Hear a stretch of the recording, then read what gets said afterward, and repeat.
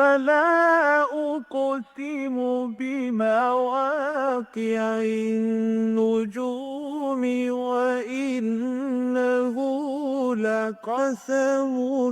لو تعلمون عظيم إنه لقرآن كريم في كتاب مكنون لا يمسه إلا المطهرون تنزيل من رب العالمين.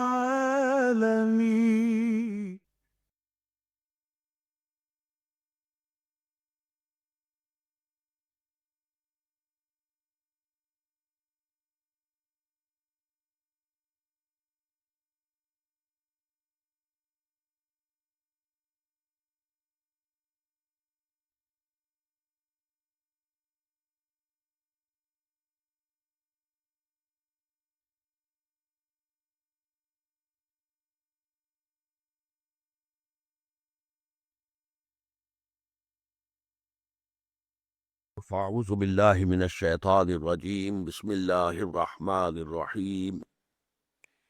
یوصیکم اللہ فی اولادکم للذکر مثل حظ الانثیین فإن كن نساء فوق اثنتین فلہن ثلثا ما ترک وإن كانت واحدة فلها النصف ولأبویہ لكل واحد منہما السدس مما ترک إن كان له ولد فإن لم يكن له ولد فورثه أبواه فلأمه الثلث فإن كان له إخوة فلأمه السدس من بعد وصية يوصي بها أو دين آباؤكم وأبناؤكم لا تدرون أيهم أقرب لكم نفعا فريضة من الله إن الله كان عليما حكيما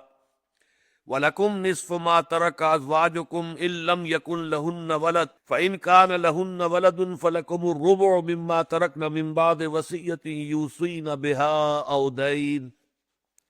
وَلَهُنَّ الرُّبُعُ مِمَّا تَرَكْتُمْ إِن لَّمْ يَكُن لَّكُمْ وَلَدٌ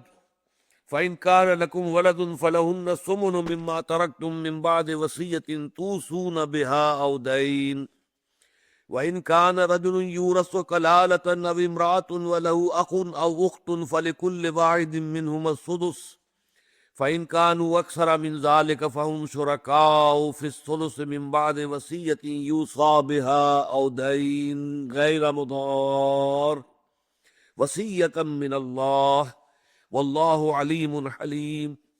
تلك حدود اللہ ومن یطع اللہ ورسولہ یدخلہ جنات تجری من تحتها الانہار خالدین فیہا وذلک الفوز العظیم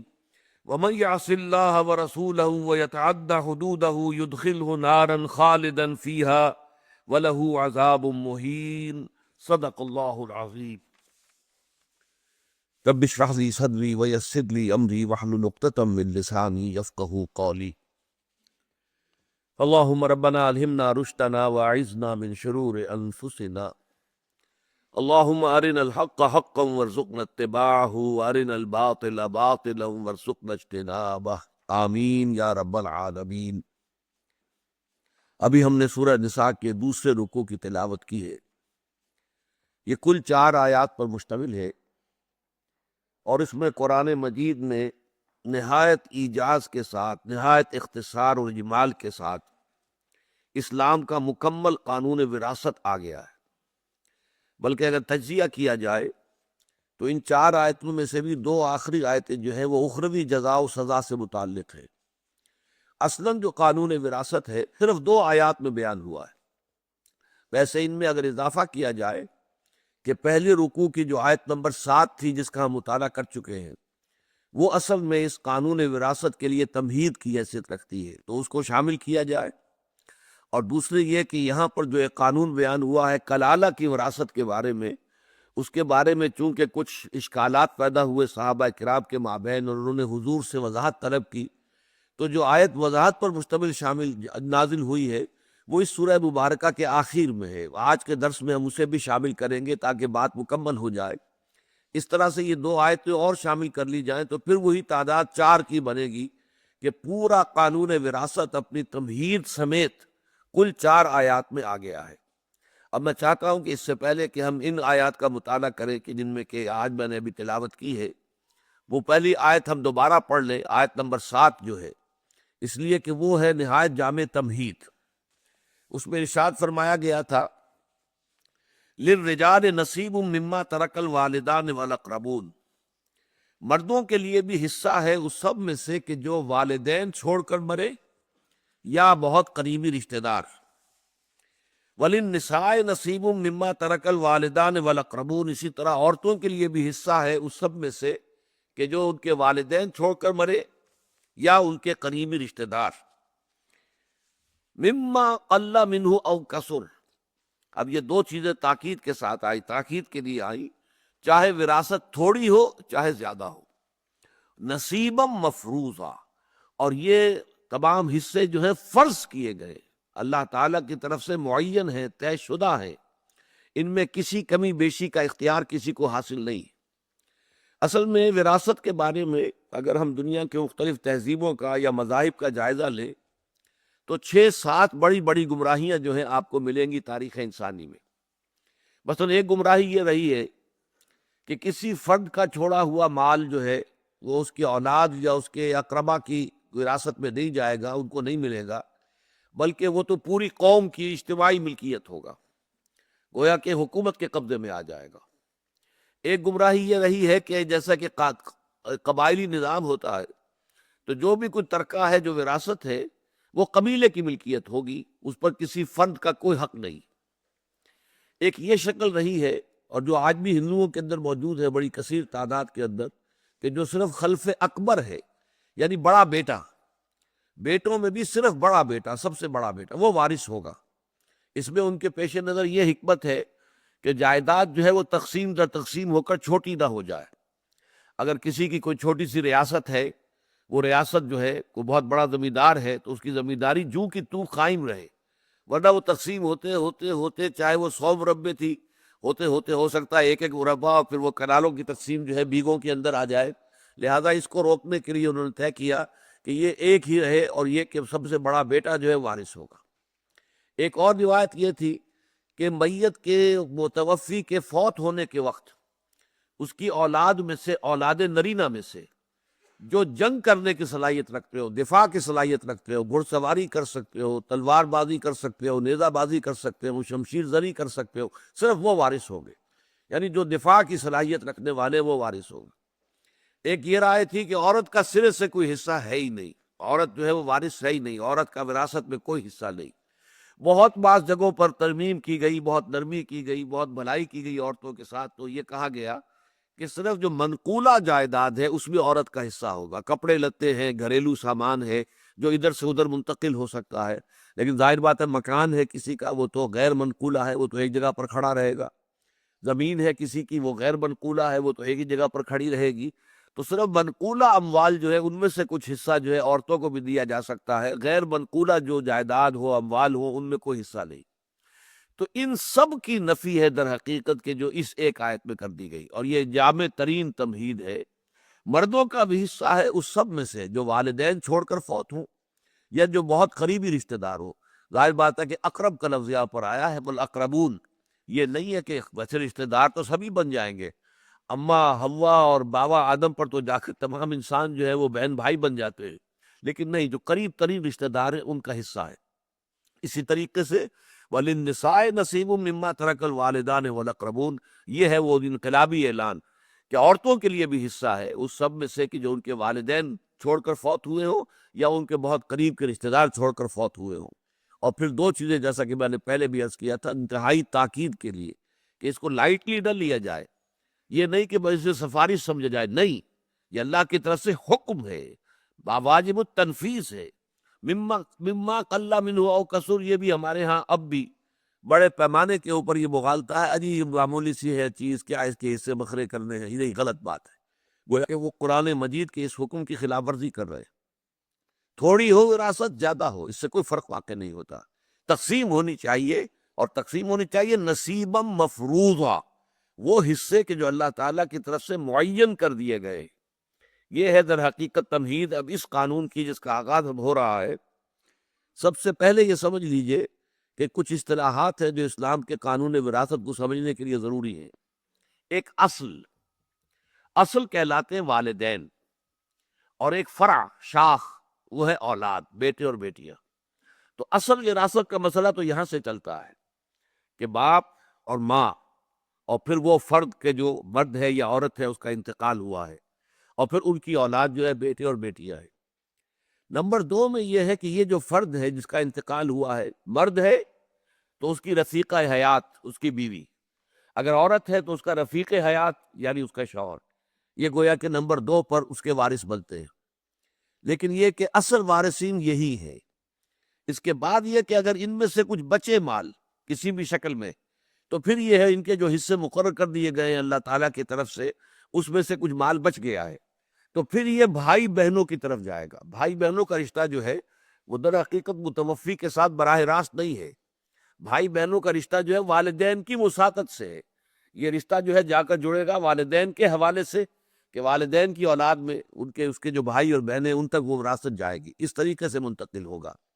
اصل میں صرف باپ نہیں ہے، دادا بھی ہے، پردادا بھی ہے. یہ گویا کہ یہ سب کے سب شمار ہوں گے جو بھی موجود ہوں اگر اس کے اندر.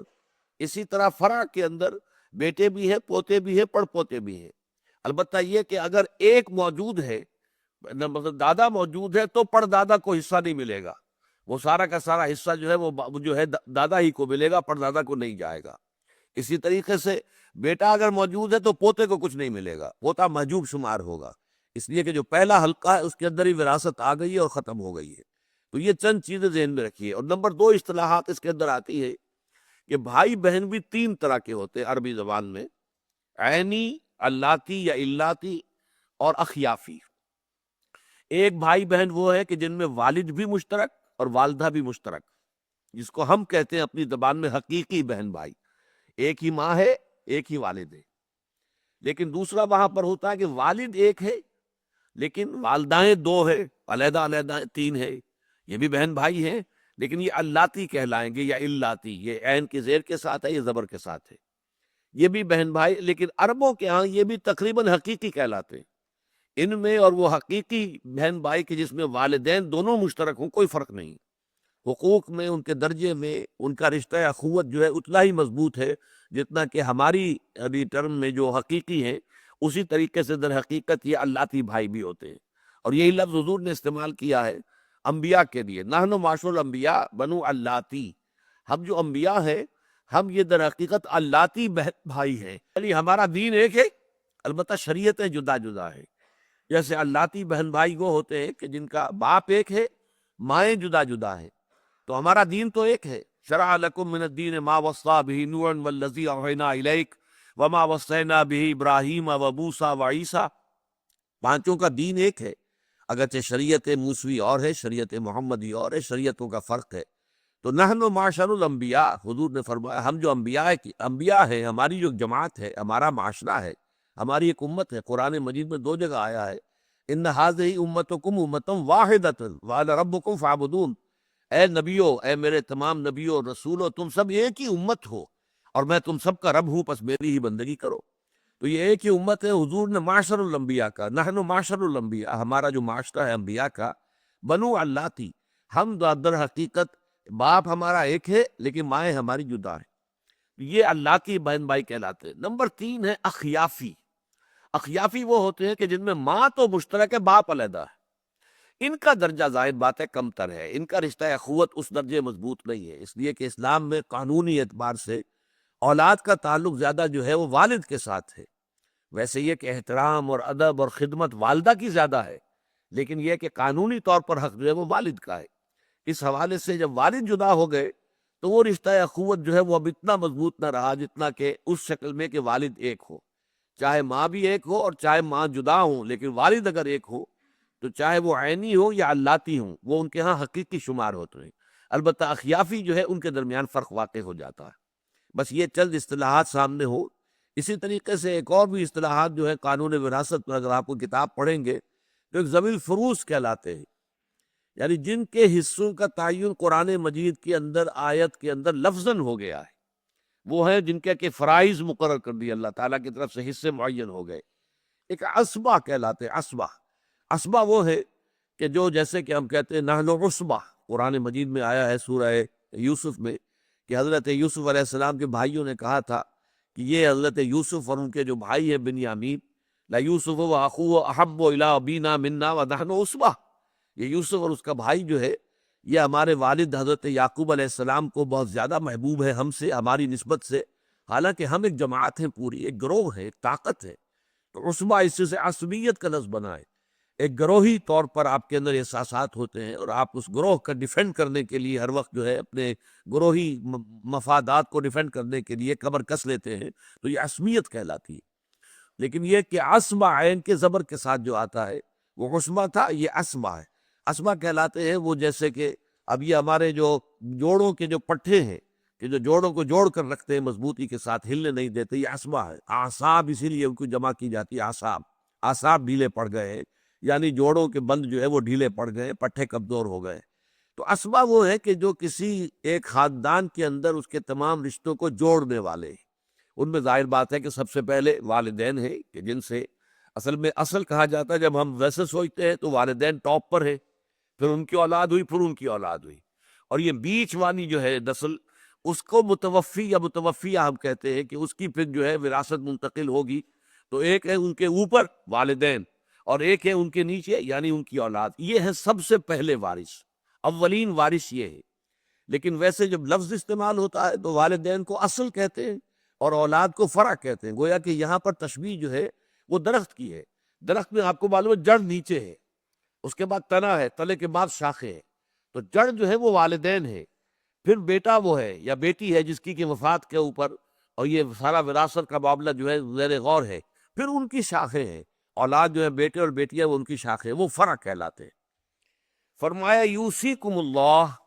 سب سے پہلے تو اللہ وصیت کر رہا ہے تمہیں، تاکید کر رہا ہے، حکم دے رہا ہے فی اولادکم، تمہاری اولاد کے بارے میں، للذکر مثل حظ الانثیین، بیٹے کے لیے دو بیٹیوں کے برابر کا حصہ ہے، یعنی بیٹے کو دوہرا ملے گا، بیٹی کو اکیلا ملے گا۔ سب سے پہلا فرق تو یہ کیا گیا بیٹی بھی وارث ہے، بیٹا بھی وارث ہے۔ وہ تو گویا کہ پہلے جو آیت ہم نے آیت نمبر 7 پڑھی ہے اس میں واضح ہو چکا، للرجال نصیب مما ترک الوالدان والاقربون وللنساء نصیب مما ترک الوالدان والاقربون، تو وارث ہونے کے اعتبار سے تو برابر ہے، لیکن وراثت میں حصہ جو ہے وہ بیٹی کا جو ہے وہ نصف ہے، بیٹے کا اس کے مقابلے میں دگنا ہے۔ اچھا، اس کی جو علت اور حکمت ہے وہ بالکل صاف سمجھ میں آتی ہے، اس لیے کہ سارا معاملہ ہوتا ہے آپ کسی جز کو کل کے پس منظر میں رکھ کر دیکھیں۔ اسلام کا نظام کیا ہے؟ عائلی نظام، نان نفقہ لڑکے کے ذمے ہے، لڑکی جو اس کے گھر میں آئے گی بیوی بن کر،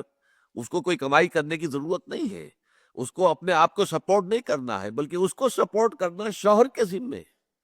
اسی طریقے سے بیٹا شادی کرے گا تو اسے مہر دینا ہوگا، بیٹی کی شادی ہوگی تو اسے مہر ملے گا۔ اس حوالے سے اس میں بالکل عدل اور انصاف کی بات ہے کہ وراثت میں بیٹی کا حصہ جو ہے وہ آدھا رکھا گیا ہے بیٹے کے مقابلے میں۔ بیٹے نے ایک خاندان کو سپورٹ کرنا ہے، اس کی کفالت کرنی ہے، جبکہ بیٹی تو خود جو ہے کسی اور کی سپورٹ پر ہوگی، اس کا نان نفقہ جو ہے وہ اپنے شوہر کے ذمے ہوگا۔ اسی طریقے سے بیٹا شادی کرے گا تو مہر ادا کرے گا، بیٹی کی شادی ہوگی تو اسے مہر ملے گا۔ تو اس پورے کانٹیکسٹ میں رکھ کر دیکھیے تو یہ بات بھی میں سمجھتا ہوں کہ غیر معقول نہ ہوتی، معقول ہوتی کہ بیٹی کا کوئی حصہ وراثت میں نہ ہوتا، اس لیے کہ بیٹی کے اوپر کوئی جو ہے مالی ذمہ داری ہے ہی نہیں۔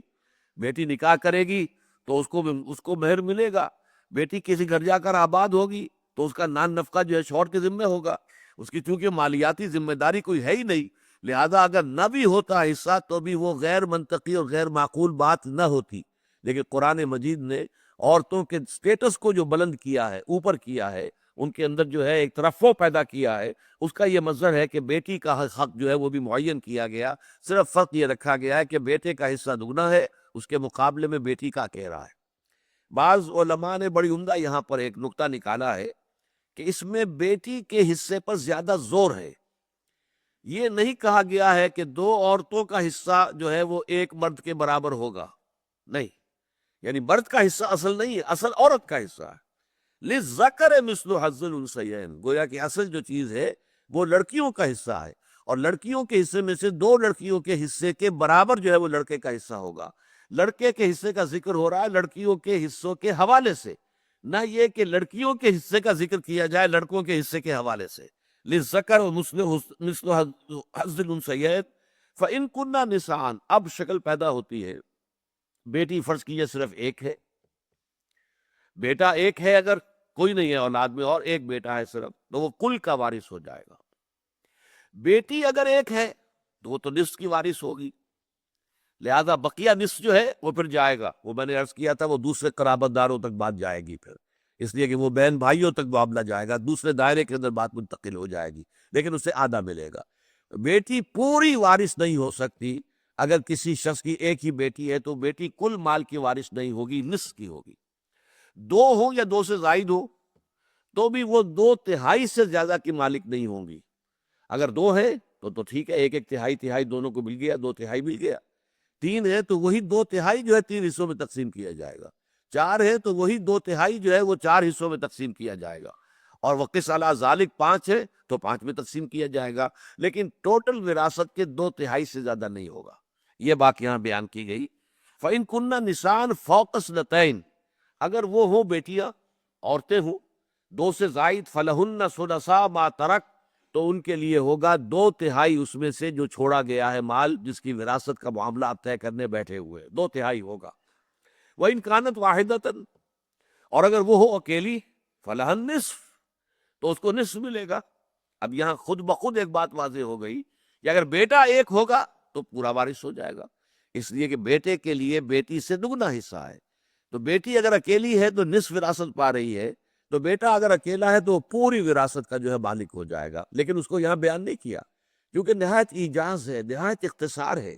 ضرورت سے زیادہ ایک حرف جو ہے وہ بات نہیں کی جا رہی ہے، اور اسی کے اندر سمو لیا گیا ہے۔ اس کو بڑی بڑی کتابیں لکھی گئی ہیں، اور یہ فن جو ہے بڑا مشکل فن ہے،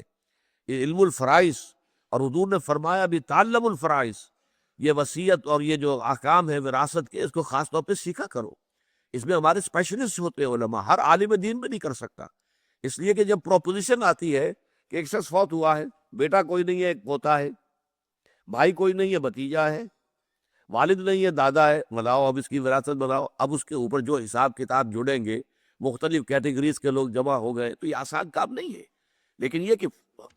پوٹینشلی وہ سارا کچھ جو ہے ان دو آیتوں کے اندر موجود ہے۔ البتہ یہ کہ اس کی تفصیلات میں جائے تو بڑی بڑی موٹی کتابیں لکھی جائیں گی، اور یہ آسان کام نہیں ہے، یہ کافی مشکل کام ہے، بہت ہی جو متخصص ہوتے ہیں اس کے، یعنی فقہ کا بھی ہر مفتی جو ہے وہ متخصص نہیں ہوتا کہ وہ فرائض کا علم بھی جانتا ہو، یہ اس کا ایک علیحدہ شعبہ ہے کہ یہ وراثت کے قوانین جو قرآن کے ہیں اور حدیث کے ذریعے سے جو سامنے آتے ہیں، ان کا ایک خاص علم ہے اور بڑا مشکل علم ہے، لہذا یہاں پر اس کا ذکر نہیں کیا گیا کہ بیٹا اگر اکیلا ہے تو وہ کل کا وارث ہو جائے گا۔ اچھا، میں نے کہا تھا نا کہ ایک فرع ہے، فرع کا ذکر تو آ گیا، اولاد کا ذکر ہو گیا۔ پہلا اصول یہ کہ بیٹے کا حصہ دگنا ہوگا بیٹی سے۔ نمبر دو یہ، بیٹا اکیلا ہے تو کل کا وارث، بیٹی واحد ہے، اکلوتی ہے، کوئی اور نہ بیٹا ہے نہ بیٹی، تو وہ نصف۔ دو سے زائد ہے بیٹیاں یا دو ہے تو دو تہائی کے اندر شریک ہو جائے گی۔ یہ قانون ہو گیا بیٹے اور بیٹی کے بارے میں۔ اب آئیے جو اصل ہے، جڑ ہے، وَلِأَبَوَيْهِ لِكُلِّ وَالِدٍ مِّنْهُمَا السُّدُسُ مِمَّا تَرَكَ إِن كَانَ لَهُ وَلَدٌ، اور اس کے جو والدین ہیں ابوین یعنی باپ بھی اور ماں بھی، اس کے والدین، لِكُلِّ وَاحِدٍ مِّنْهُمَا، ان میں سے ہر ایک کے لیے السدس، چھٹا حصہ، مما ترکا، اس میں سے کہ جو چھوڑا ہے متوفی نے یا متوفا نے، ان کان لہو ولد، اگر اس کے اولاد بھی ہے، اگر جو شخص وہ مرد ہو یا عورت، ظاہر بات ہے وراثت تو دونوں شکلوں میں ہوگی، عورت فوت ہوئی ہے تو اس کی بھی وراثت ہوگی، اس کا بھی مال ہوگا، اسے اپنے والدین کی طرف سے کوئی جائیداد مل گئی تھی، وہ اب جو ہے وہ جائیداد اس کے پاس برقرار رہی ہے، اس کے انتقال کے بعد وہ جائیداد تقسیم ہوگی، تو مال جو ہے وہ مرد کا بھی ہو سکتا ہے، عورت کا بھی ہو سکتا ہے۔ تو وہ جو فوت ہوا ہے یا ہوئی ہے، اگر اس کے ہاں کوئی اولاد ہے تو والدین میں سے ہر ایک کو چھٹا چھٹا حصہ، گویا کہ کل ایک تہائی میں دونوں کے حصے آ جائیں گے۔ فَإِن لَمْ يَكُنْ لَهُ وَلَدٌ، اور اگر اس کے لیے کوئی ان کے جو فوت ہوا ہے یا ہوئی ہے اس کی کوئی اولاد نہ ہو، وَوَرِثَهُ أَبَوَاهُ، اب ظاہر بات ہے کہ جب فرع میں کوئی نہیں ہے تو پوری وراثت والدین کو، اصلی کو چلی جائے گی، والدین کی طرف منتقل ہو جائے گی۔ فَلِأُمِّهِ الثُّلُث، تو اس کی ماں کے لیے ہوگا تہائی۔ اچھا، ماں کے لیے تہائی ہوگا تو باپ کے لیے دو تہائی از خود ہو گیا، گویا کہ وراثت منتقل ہو جائے گی کل کی کل ماں باپ کے مابین، ماں کو تہائی، باپ کو دو تہائی۔ جیسے وہاں بیٹے کا حصہ بیان نہیں کیا گیا تھا کہ بیٹا اگر اکیلا ہو تو کل کا وارث بن جائے گا، یہاں بھی ماں کا حصہ بیان کر کے چھوڑ دیا گیا۔ فَلِأُمِّهِ الثُّلُث فَإِن كَانَ لَهُ إِخْوَةٌ فَلِأُمِّهِ السُّدُسُ مِن بَعْدِ وَصِيَّةٍ يُوصِي بِهَا أَوْ دَيْنٍ، اور اگر اس کے بہن بھائی بھی ہو اس فوت ہونے والے یا وہ فوت ہونے والی کے، تو پھر ماں کے لیے صرف چھٹا حصہ رہ جائے گا، وہی کہ جو پہلے تھا۔ باقی کس کو ملے گا؟ اب اس میں دو رائے ہیں۔ جو حنفی مکتب فکر ہے اس میں تو تقریباً اجماع ہے کہ باقی 5/6 پورا باپ کو چلا جائے گا، یہ اس پر اجماع ہے۔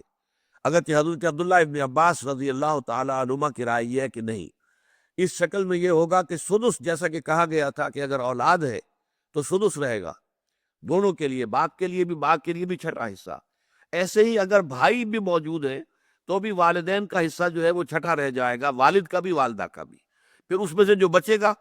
وہ کتنا بچے گا؟ ماں کے لیے ایک تہائی نکل گیا اور باپ کے لیے دونوں کے مل کر ایک تہائی نکل گیا، تو باقی جو اب بچے گا دو تہائی، یہ پھر بہن بھائیوں کے اندر تقسیم ہو جائے گا۔ یہ رائے ہے حضرت عبداللہ ابن عباس کی رضی اللہ تعالی عنہما۔ لیکن یہ کہ ہمارے ہاں اجماع جو ہے فقہ حنفی میں وہ اس پر ہے کہ نہیں، باقی 5/6 پورا کا پورا وارث کو ملے گا۔ واللہ عالم۔ من بعد وصیت یوصی بہا او دین، لیکن یہ جو تقسیم وراثت ہوگی اس سے پہلے دو چیزیں پوری کی جائیں گی، بلکہ یہاں بیان نہیں کیا گیا، اسلامی فقہ میں ایک تیسری چیز بیان کی گئی ہے، اور وہ تیسری سب سے پہلے ہے۔ وہ تیسری شے کیا ہے؟ میت کی تجہیز و تکفین۔ اب اس کے لیے کفن خریدنا ہے، اس کے لیے اور کچھ جو بھی سامان ہے، فرض کیجئے کہیں قبر جو ہے اس کی بھی زمین خریدنی پڑتی ہے وغیرہ وغیرہ، جو بھی تجہیز و تکفین و تدفین، اس پر جتنا کچھ خرچ ہوگا پہلے اس کی وراثت میں سے وہ نکالا جائے گا۔ یہ قانون کا معاملہ یہی ہے۔ اب ہمارے ہاں تو ان چیزوں کے بارے میں ہم سوچیں گے تو یہ ہوگا کہ یہ کون سوچتا ہے، یہ تو ظاہر بات ہے کہ اس کے ورثاء جو ہے کوئی ایک ہی اس میں سے جو ہے پورا بوجھ اٹھا لیتا ہے، ذمہ داری۔ ایک ہے بالفعل کیا ہو رہا ہے، ایک یہ کہ قانون کیا ہے۔ قانون یہ ہے کہ متوفی یا متوفیہ جو بھی فوت ہوا ہے یا ہوئی ہے، اس کے تجہیز و تکفین و تدفین پر جو خرچ ہو وہ اس کی وراثت میں سے نمبر 1 لیا جائے گا۔ اس میں خام خواہ جو ہے کوئی یعنی فضول خرچی بھی نہ کی جائے، اس لیے کہ کسی کا اپنا مال تو جان ہی رہا، وہ تو میت کا مال ہے، نہیں، بلکہ ٹھیک ٹھیک حساب کے ساتھ جو ہے خرچ ہو، لیکن پہلا خرچ وہ ہوگا۔ دوسرا، یہاں اگرچہ قرآن مجید میں 3-4 دفعہ دہرا کر آیا ہے من بعد وصیت یوصی بہا او دین یا توصون بہا او دین، یا آیا ہے مختلف، وصیت کو پہلے رکھا ہے، دین کو بعد میں، لیکن شریعت کے اندر جو ہے احادیث نبیہ کی روح سے پہلے دین ہوگا پھر وصیت آئے گی۔ یہ میں بعد میں عرض کروں گا کہ کیوں قرآن مجید وصیت کے لفظ کو جو ہے وہ پہلے لا رہا ہے، جبکہ بالفعل منطقی طور پر بھی، عقلی طور پر بھی یہ بات ہے کہ سب سے پہلے اس کے ذمے جو قرض ہے وہ ادا ہونا چاہیے۔ ایک فوت ہوا ہے شخص یا فوت ہوئی ہے کوئی خاتون، اس کے ذمے قرض تھا، تو سب سے پہلے قرض ادا ہونا چاہیے۔ سب سے پہلے تو میں نے عرض کیا کہ اس کی تجہیز و تکفین و تدفین پر جو خرچہ ہے، نمبر 2 پر جو قرض اس کے ذمے وہ ادا کیا جائے، اس کے بعد آئے گا نمبر 3 وصیت، جو وصیت اس نے کی ہو۔ لیکن وصیت میں شرط یہ ہے کہ 1/3 سے زیادہ کی وصیت جو ہے وہ قابل تنفیذ نہیں ہوگی۔ وصیت کا حق دیا گیا صرف 1/3 تک، یہ نہیں ہے کہ آپ اپنی پوری جائیداد وصیت کر دیں۔ آپ کو معلوم ہے ویسٹ میں تو اس کا پورا امکان موجود ہے، کسی کے لیے، کسی فاؤنڈیشن کے لیے، کسی اور ادارے کے لیے اپنی ساری جائیداد وقف کر دی، نہیں، اسلام میں نہیں ہے۔ میکسیمم آپ 1/3 کی حد تک وصیت کر سکتے ہیں۔ اور نمبر 2 یہ کہ کسی وارث کے لیے وصیت نہیں ہے، لا وصیت لوارث، جس کا حصہ مقرر ہے، بیٹا وارث ہے، بیٹی وارث ہے، باپ وارث ہے، ماں وارث ہے، بیوی وارث ہے، شوہر وارث ہے، وارث کے لیے کوئی حصہ نہیں ہوگا وصیت کے اندر۔ اگرچہ بعض حضرات نے اس کے اندر یہ کہا ہے کہ اگر تمام ورثاء متفق ہو جائیں تو کسی وارث کے اوپر بھی وصیت کا اطلاق ہو سکے گا، اگر تمام ورثاء، اس لیے کہ ظاہر بات ہے کہ سب کا حق اس میں شامل ہے، کہ اگر وارث کو جو ہے کوئی حصہ مزید دیا جا رہا ہے تو ایک حصہ تو اسے اپنی وراثت کے حق کے بنا پر مل رہا ہے، کہ اس کا حصہ اتنا ہے، تہائی ہے، چوتھائی ہے، پانچواں ہے، آٹھواں ہے، جو بھی ہے، لیکن یہ کہ مزید اس کو وصیت کے طور پر مل رہا ہے، تو یہ چیز اگر تو تمام ورثاء متفق ہو جائیں تب تو یہ اپلیکیبل ہوگی، ورنہ نہیں۔ لیکن عام اجماع اسی پر ہے، لا وصیت لوارث، کسی وارث کے لیے وصیت نہیں ہے۔ تو وصیت کے لیے دو چیزیں آپ نے نوٹ کر لی، نمبر ایک یہ کہ ایک تہائی سے زیادہ بھی نہیں ہوگی، اگر کسی نے کر دی ہے وصیت ایک تہائی سے زیادہ کی تو بھی وہ اس کے اندر نافذ نہیں ہوگی، تنفیذ اس کی ہوگی ایک تہائی کی حد تک، اس سے زیادہ نہیں۔ لیکن یہ کہ وصیت کو کیوں ذکر کیا گیا ہے دین سے مقدم، اس لیے کہ وصیت کی ایسا نہ ہو کہ لوگ اس کی اہمیت کو نہ سمجھیں، وصیت کی اپنی جگہ پر اہمیت ہے۔ دین کا معاملہ تو یہ ہے کہ کوئی مطالبہ کرنے والا باہر کھڑا ہوا ہے، وہ کہہ رہا ہے صاحب میرا یہ قرض تھا ان کے ذمے، اور یہ دیکھو یہ ثبوت ہے، یہ ان کا اقرار نامہ ہے، اور یہ قرض ادا نہیں ہوا ہے، تو دین تو آپ کو دینا ہی دینا پڑے گا، اس لیے کہ اس کے لیے تو قرض خواہ جو ہے، جو بھی ہے، جس کا مطالبہ حق ہے، وہ کھڑا ہے۔ وصیت والے کو تو چونکہ یہ بغیر کسی حق کے مل رہا ہے، اس کے لیے تو چھپر پھاڑ کر کوئی چیز اللہ تعالیٰ کی طرف سے اسے مل رہی ہے، تو ادھر سے مطالبہ جو ہے وہ مضبوط نہیں ہے، لیکن اللہ کی طرف سے اس کی تاکید کرنی مقصود ہے، اس لیے دین سے بھی پہلے وصیت کا ذکر کیا گیا تینوں مقامات پر جو ہم ابھی پڑھیں گے۔ پہلا یہ آیا ہے من بعد وصیت یوصی بہا او دین، متوفی مرد ہو یا عورت ہو، جو بھی وصیت اس نے کی ہو اس کو پورا کر کے اور قرض کو پورا کر کے۔ تعمیل میں قرض پہلے آئے گا، وصیت بعد میں آئے گی، اور وصیت ایک تہائی سے زیادہ میں نافذ نہیں ہوگی، اور وصیت کسی وارث کے لیے نہیں ہوگی۔ آباؤکم و ابناؤکم لا تدرون ایہم اقرب لکم نفعا، تمہارے آباء و اجداد یا تمہارے بیٹے پوتے، تم نہیں جانتے کہ ان میں سے کون تمہارے لیے زیادہ قریب ہے نفع کے اعتبار سے۔ یعنی انسان اگر قانون بنائے گا کس کا حق زیادہ ہونا چاہیے تو یہ دیکھے گا کہ کس کے ساتھ متوفی کا حق زیادہ وابستہ ہے، کون زیادہ نافع تھا۔ بیٹا زیادہ نافع ہے باپ کے حق میں، اس کی عزت کا، اس کا حفاظت کا وہ گویا کہ وہ محافظ بنتا ہے، اس کا دست و بازو بنتا ہے، اس کی بھاگ دوڑ میں اس کا ساتھی بنتا ہے، لہذا اس کا حصہ زیادہ ہونا چاہیے۔ یعنی انسان اگر سوچے گا تو اس کے عقل جو ہے وہ، اور بیٹی تو ظاہر بات ہے کہ کسی اعتبار سے بھی نافع ہے ہی نہیں، یعنی خاص طور پہ قبائلی زندگی کے اندر بیٹی کی کیا حیثیت ہے، کچھ بھی نہیں ہے، اس حوالے سے بیٹی کا کوئی حق نہیں ہونا چاہیے۔ یا والدین اب بوڑھے باڑے ہیں، ان کا کیا معاملہ رہ گیا، ان کی کیا ضرورت ہے اور کیا وہ نفع پہنچا سکتے تھے، لیکن وہ تو نفع جو بھی پہنچانا تھا بچپن میں پہنچا دیا، وہ اپنی جبلت کے تحت انہوں نے بچے کو پالا پوسا، اس کو پروان چڑھایا، لیکن اب تو کوئی نفع وابستہ نہیں ہے، میت کا کوئی نفع وابستہ نہیں تھا والدین سے، بلکہ والدین تو یہ کہا جا سکتا ہے، لیکن اگرچہ کہنا نہیں چاہیے کہ وہ تو ایک طرح کی لائبلٹی ہے، اب بڑھاپے میں ان کو سپورٹ کرنا پڑ رہا ہے۔ تو تم اگر قانون بناؤ گے تو تمہارے اپنے اور معیارات ہوں گے، اور پھر وہ ہر شخص کا اپنا معیار جدا ہوگا، وہ قانون بنانے میں اپنے اپنے معیار کے مطابق جو ہے وہ فرق کرے گا، لیکن یہاں یہ ہے کہ تم نہیں جانتے کہ کون زیادہ اقرب ہے نفع کے اعتبار سے کون نہیں ہے۔ یہ بنا ہے ہی نہیں، یہ بنیاد ہے ہی نہیں، یہ اساس ہے ہی نہیں قانون کے لیے، بلکہ فریضۃ من اللہ، یہ تو فریضہ ہے اللہ کی جانب سے، یہ آخری فیصلہ ہے جو اللہ تعالیٰ نے کر دیا ہے، جس میں کہ تمہارے کسی اختیار کو کوئی دخل نہیں، تمہارے کسی فلسفے کو کوئی دخل نہیں، تمہارے کسی قیاس کو کوئی دخل نہیں، یہ نہیں کہ کون نافع زیادہ ہے اس کے حوالے سے اس کا حصہ بڑھایا جائے، کون نافع کم ہے اس کا گھٹا دیا جائے، نہیں، قطعاً نہیں۔ آباؤکم و ابناؤکم لا تدرون ایہم اقرب لکم نفعا فریضۃ من اللہ، اور اس میں مزید زور، ان اللہ کان علیما حکیما، دیکھ لو اللہ علیم ہے اور حکیم ہے۔ پہلی بات تو یہ کہ اس نے جو بھی فیصلہ کیا ہے، جو معین کیے، وہ علم کی بنیاد پر کیے اور حکمت کی بنیاد پر کیے، اس کا علم کامل ہے، اس کی حکمت بالغہ ہے، لہذا اس کا جو بھی فیصلہ ہے جو اس نے طے کیا ہے وہ حکمت بالغہ اور علم کامل کی بنیاد پر ہے۔ دوسرے یہ کہ اگر تم اس کے اندر کچھ پس و پیش کرو گے، کوئی اس کے اندر کمی بیشی کرو گے، کوئی اس میں کرنی جو ہے کہیں ڈنڈی مارو گے، تو جان لو کہ اللہ علیم ہے، اس کے علم سے یہ بات باہر نہیں ہوگی، اس کی جواب دہی تمہیں اللہ کے ہاں کرنی پڑے گی۔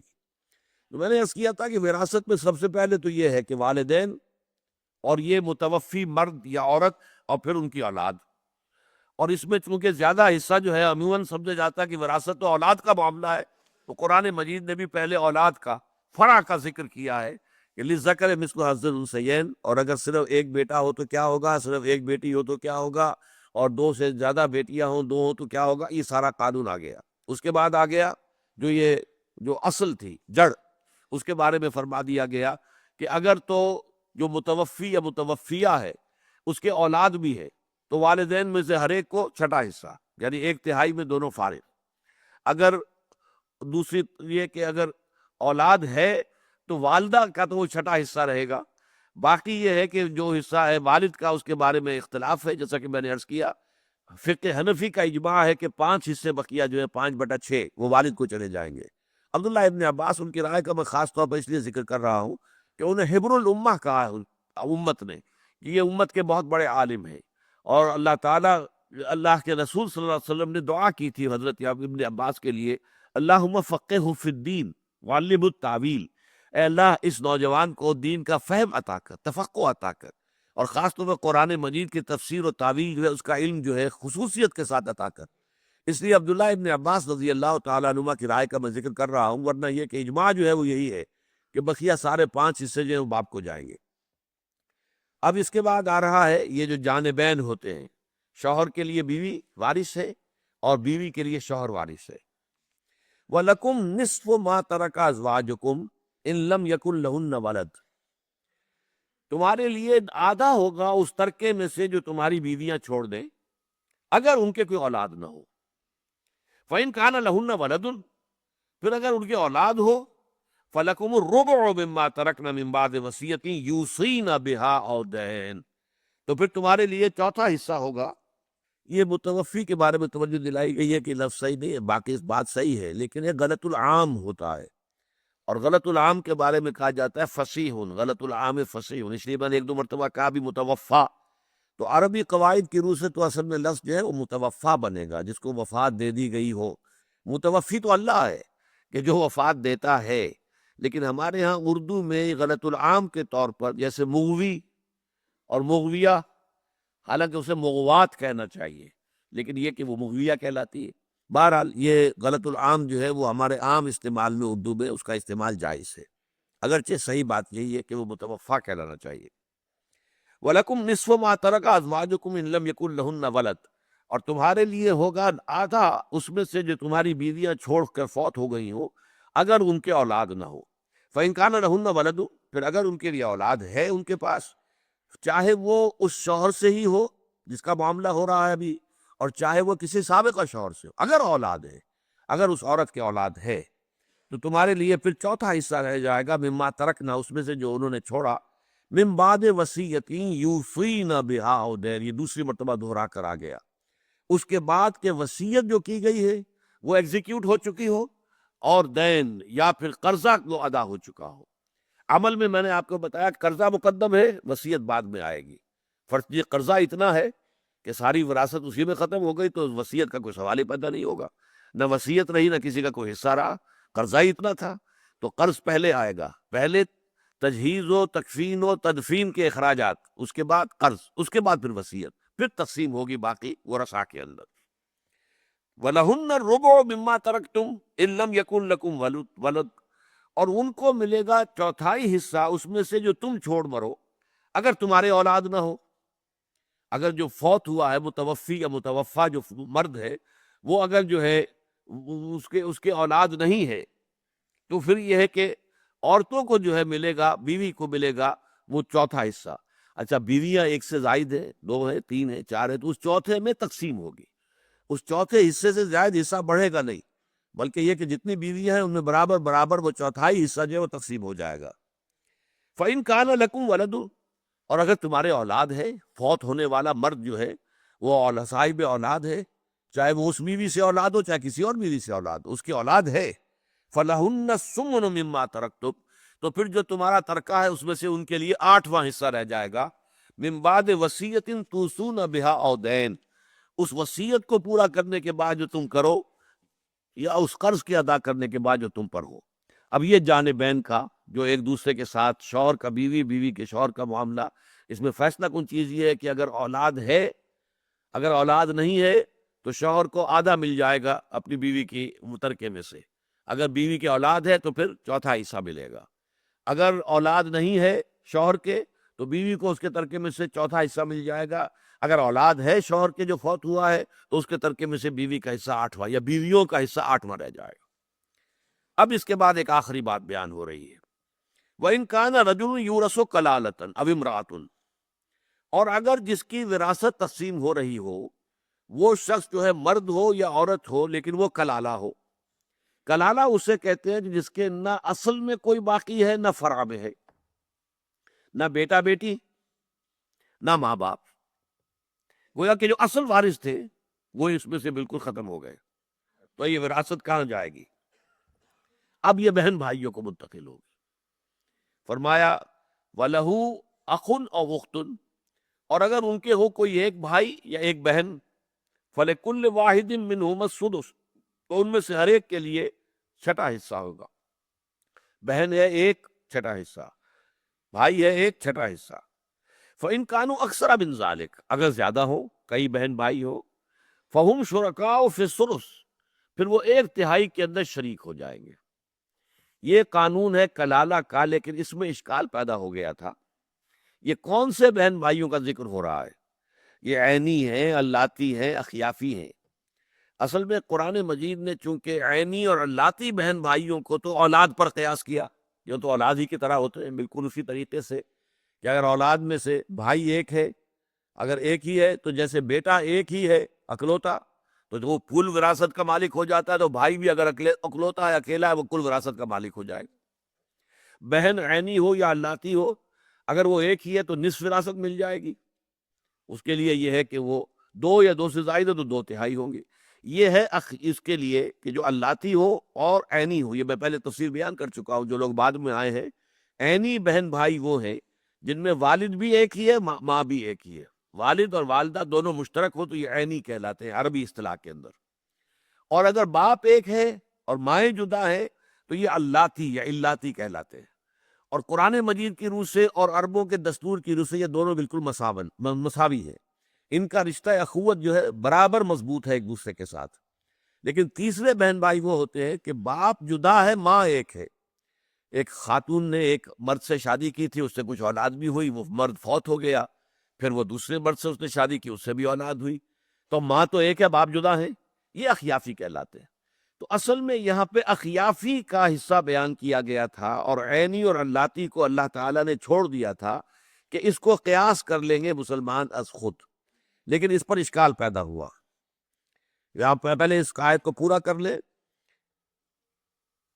وَإِنْ كَانَ رَجُلٌ يُورَثُ كَلَالَةً أَوْ امْرَأَةٌ، اگر کوئی مرد یا عورت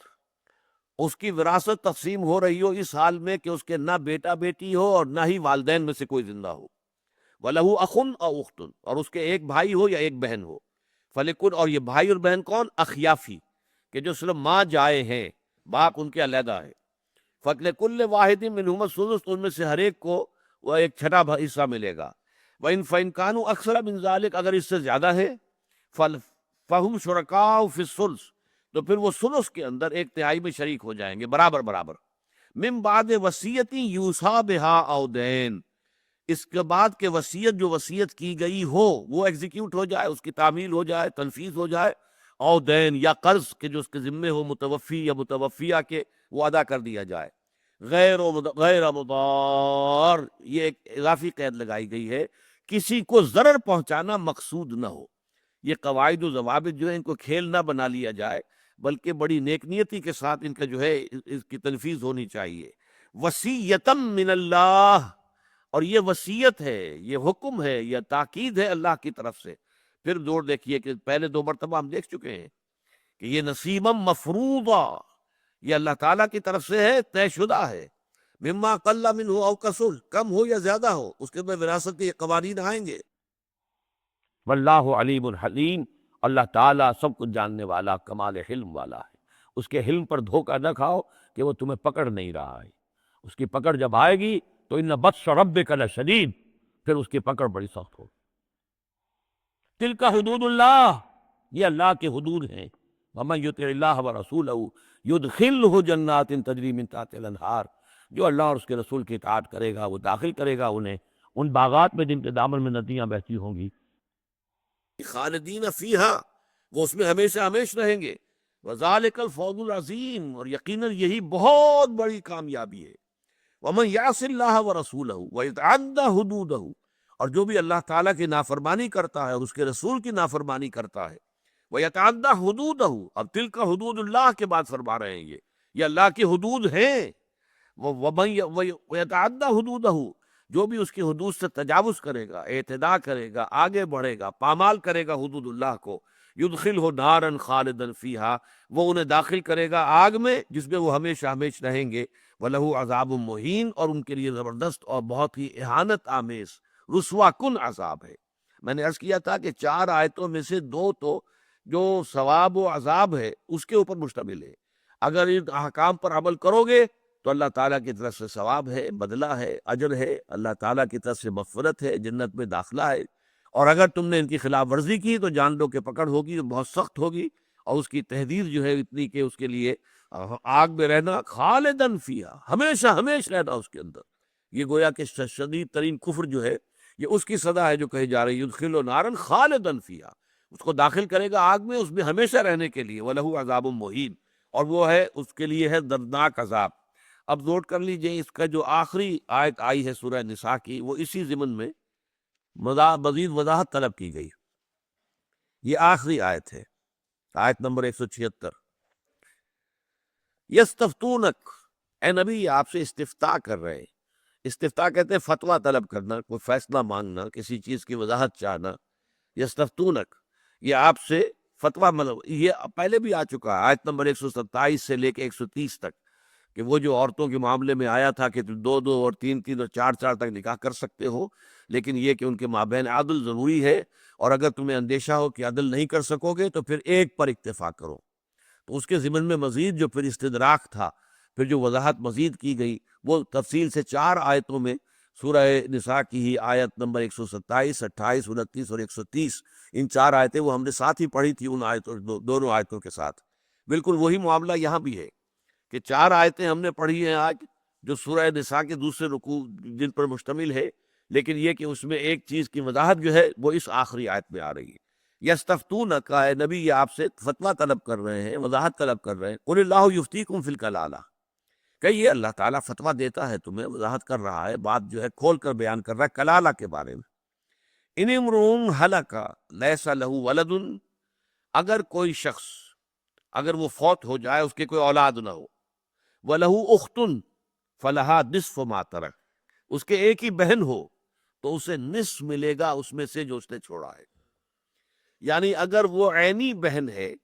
یا اللاتی بہن ہے، باپ ایک ہونا چاہیے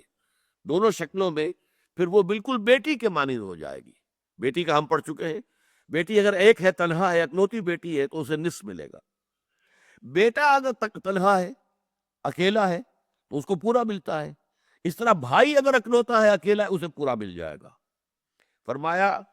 وَلَهُ أُخْتٌ فَلَهَا نِصْفُ مَا تَرَكَ وَهُوَ يَرِثُهَا إِن لَّمْ يَكُن لَّهَا وَلَدٌ، اور اگر عورت ہے جو فوت ہوئی ہے لا ولد، وہ کلالہ ہے، اس کی کوئی اولاد نہیں تھی، اور اس کا بھائی ایک ہی ہے، وہ بھائی جو ہے اکلوتا ہے، تو وہ پوری کی پوری وراثت کا وارث ہو جائے گا۔ جیسے کہ بیٹا اگر اکیلا ہے تو وہ بھی پوری وراثت کا حقدار ہے، اس طرح بھائی اگر اکیلا ہے وہ ہونا چاہیے عینی یا اللاتی، اخیافی نہ ہو۔ اخیافی بھائی کا حصہ چھٹا حصہ ہے، اس سے زائد بڑھے گا نہیں، لیکن یہ کہ عینی ہو، اللاتی ہو، تو وہ بالکل اولاد ہی کے مانند، جیسے کہ بیٹی اکیلی ہے تو نصف کی وہ مالک ہو جائے گی، بہن اکلوتی ہے اگر وہ عینی ہے یا اللاتی ہے تو نصف کی مالک ہو جائے گی۔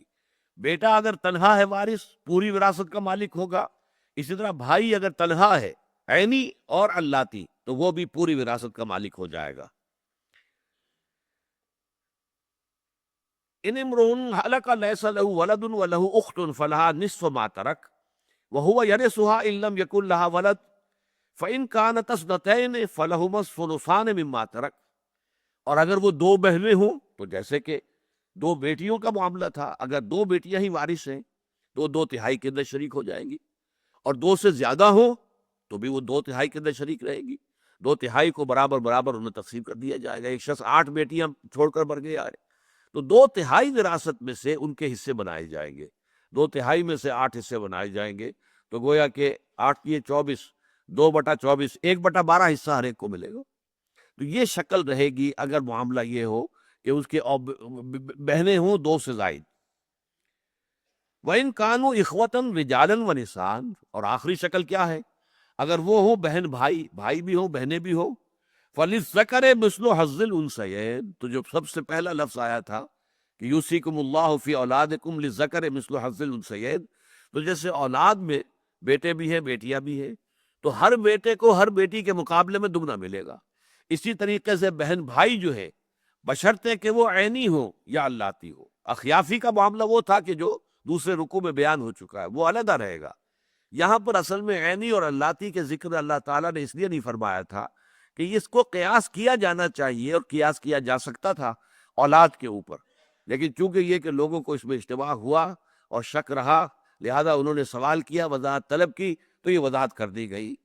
یبین اللہ لکم ان تضلوا، دیکھو اللہ تمہارے لیے بات کو واضح کر رہا ہے تاکہ تم گمراہ نہ ہو جاؤ، بھٹک نہ جاؤ۔ اللہ نے ہر چیز کو کھول کھول کر بیان کر دیا،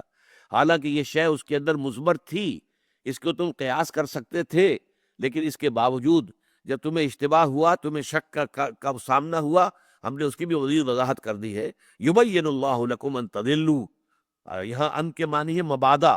اللہ تعالیٰ تمہارے لیے واضح کر رہا ہے مبادا تم گمراہ ہو جاؤ، بھٹک جاؤ۔ واللہ بکل شیء علیم، اور اللہ ہر چیز کا علم رکھنے والا ہے۔ اصل میں تو تمہیں سیدھے راستے پر قائم رکھنے والی بات یہ یقین ہے کہ اللہ کے علم میں ہے تمہارا ہر عمل، تمہارا ہر قول، اور تمہیں اپنے ہر عمل اور قول کی جواب دہی اللہ کی عدالت میں کرنی ہوگی۔